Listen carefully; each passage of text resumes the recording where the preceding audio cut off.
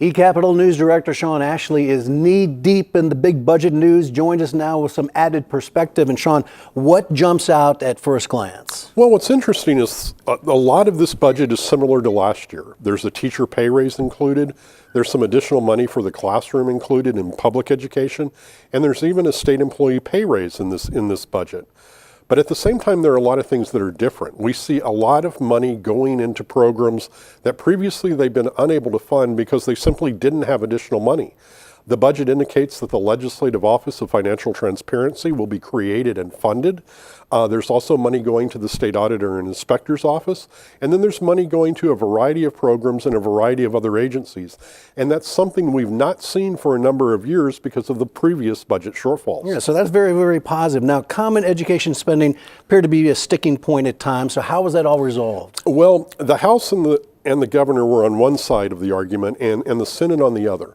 And what they decided to do in the end was to provide a teacher pay raise, but not increase the teacher salary schedule. So this leaves it up to districts to implement, particularly those that are what are considered off the formula.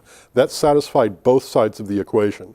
It doesn't put as much money in the classroom as the Senate wanted, but it does provide an additional nearly $75 million to go into classroom spending. I thought it was kind of interesting, the Senate Education Committee approving 23 nominations this week, but they did not approve one. Tell me more about that. Yes, Cheryl Baber was nominated for a position at the Eastern Oklahoma State College Board of Regents. EOSC is located in Wilburton, Oklahoma. The nominee was from Tulsa. She really doesn't have a tie to the college down there, and she hadn't spoken with any of the legislators who represent the area.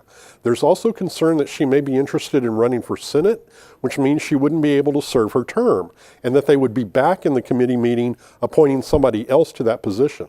Her nomination failed 5-8.